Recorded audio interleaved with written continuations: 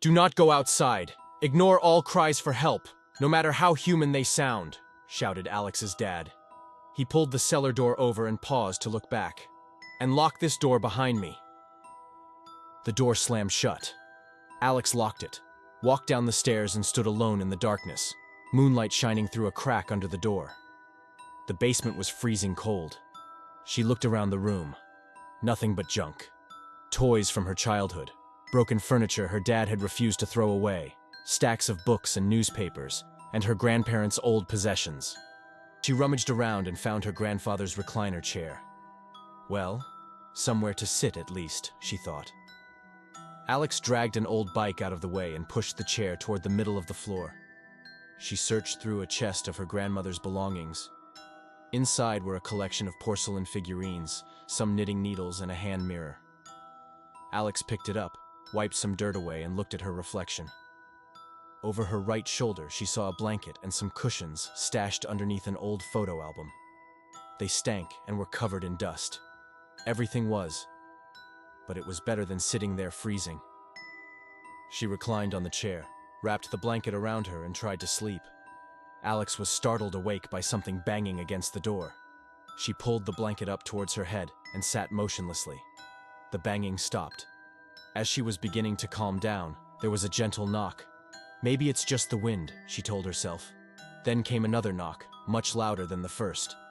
There was a knot in the pit of her stomach. She tried to stay calm and told herself over and over that it was the wind, but was so unnerved she retreated toward the corner of the basement and took cover behind a nearby cabinet. "Hello?" cried a voice opposite the door. Alex's eyes widened. She crouched even further behind the cabinet. "Hello? Is there anybody there? Please, I really need somewhere to hide." The voice was faint and Alex could barely make it out. The knocking once again became a loud banging. "Please, if anybody's down there, I need help." Alex's mind was racing. Who is this person? Why do they need help? Should I let them in? Her father's warning echoed in her mind. No matter how human they sound. What did he mean by that? Alex noticed the moonlight shining through along the bottom of the door. Maybe if I get close enough, I can see who it is, she thought. She walked slowly to the middle of the room, past the chair and toward the stairs.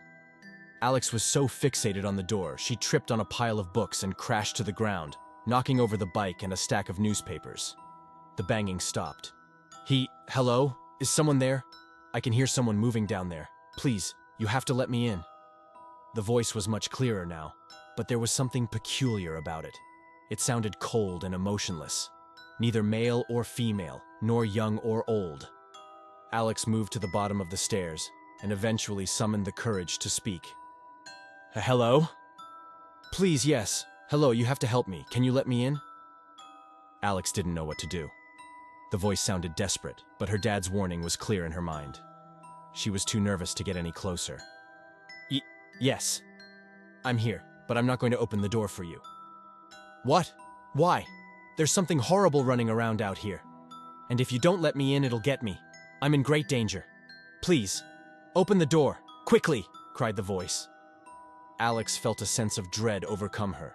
"What do you mean something horrible is out there? Who are you?" "Look, there's no time for that now. I'm in danger now. Why won't you let me in? Won't you help me?" The voice was getting angry. I won't." "What? Why?"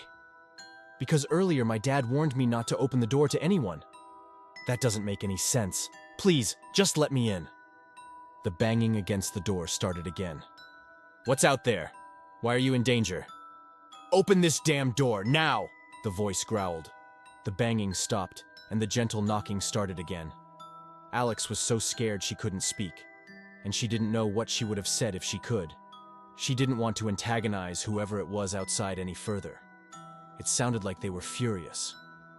She looked at the crack beneath the door and had an idea that perhaps if she climbed the stairs and crouched down, she'd be able to look underneath. Maybe she'd be in a position to see the person outside and what they looked like. She ascended the stairs quietly and crouched beside the door when the knocking stopped. She froze for a moment in uncertainty before lying down and peering out. There was nothing. All she could see was the back garden. She let out a sigh of relief Maybe they were gone? She had just turned to walk down the stairs when there was another loud bang against the door. Alex jumped in fright, forced to grab the railing to keep herself from falling. "Please, I'm begging you, let me in!" The banging continued. Catching her breath, Alex crouched down to look outside again. She still couldn't see anything. No feet, no legs, no anything. She saw nobody under the door, yet someone was furiously banging against it, begging her to let them in. Alex fought the urge to cry. "Please, I know you're there. I'm in terrible danger. How can you just sit there and not let me in?" Alex faced the door and tried to regain her composure. She had an idea. As the voice continued to plead for help, she crept down the stairs and opened her grandmother's old chest. She grabbed the hand mirror and returned to the door. "Please, please, please," the voice begged, as the banging continued. Alex lay flat on her stomach and nervously pushed the mirror toward the door. She tilted and slid it around, trying to see as much as possible. No matter what she did, Alex couldn't see anyone. The pace of her breathing quickened, and she began to feel a tightness in her chest. "I am not opening this door. Before he left, my dad warned me not to open it for anyone. I don't know who you are, and I don't know why you're here. You shout about needing help and being in danger, but you won't explain why. But I told you, there's no... And besides, I can't see you underneath the damn door. You're hiding somewhere. I can see the back garden through that slit under the door with my mirror, but I can't see you. If you just want help, then why are you hiding?" She pulled the mirror back and stood up. The voice began to laugh. "You're smart to keep the door shut. Your dad was right to warn you." The voice sounded calmer this time, nearly whispering. "What do you mean? Who are you?" "I wasn't lying before. There is something horrible out here. You're just some maniac trying to scare me." Alex turned to walk back down the stairs. "Oh, really? Put your mirror back down and have another look." Reluctantly, with a hand on the rail, Alex crouched down and peered through the crack again. Nothing. Her hand was trembling. "You're still hiding. Why d—" "Closer," the voice said softly. Alex got down on her front and slid toward the door, straining to see as much as she could in the mirror. She could barely keep her grip. Almost there. Pausing for a moment, Alex took a deep breath and pressed her head as close to the door as she could. Then, sounding as though it were mere inches in front of her, the voice whispered, "Hello?" Alex screamed in fright as the mirror was ripped from her hands and pulled away from her. She screamed again, and the voice started laughing. This was followed by more banging, faster, and with more force than ever. Alex raced back down the stairs. She crouched down behind the chair, stared at the door, and burst into tears. The banging kept getting louder. The cellar door sounded as though it was breaking apart. "I'm not letting you in. Go away! Go away!" On the verge of hysteria, Alex collapsed behind the chair. After taking a moment to regain her composure, she stood over the chair and took a deep breath. What are you?" The banging stopped. "What difference does that make? You know I'm out here and you won't let me in." The voice sounded amused. "Tell me what you are." "It would be much easier to show you. Why not open the door and I can't—" "No!" she screamed. "Tell me what you are! Tell me why I can't see you!" The voice laughed and started banging on the door again. Alex climbed behind the cabinet, pulled the blanket over her head, and covered her ears with her hands. She rocked back and forth until she was calm enough to lie down. The banging turned into a gentle knocking, and then grew fainter and fainter, until at last it stopped completely. She tried to calm herself down and steady her breathing.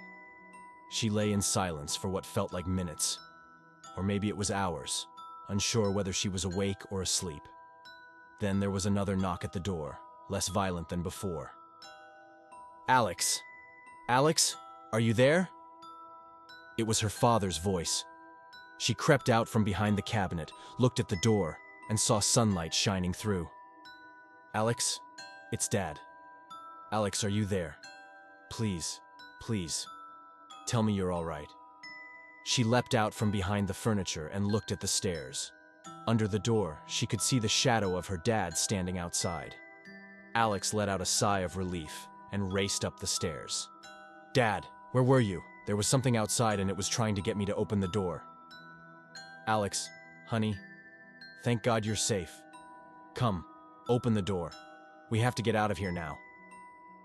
She undid the lock and burst through the door, ready to hug her dad and let out a cry of relief. Dad, Alex looked around in confusion. She couldn't see her dad anywhere. The garden was empty.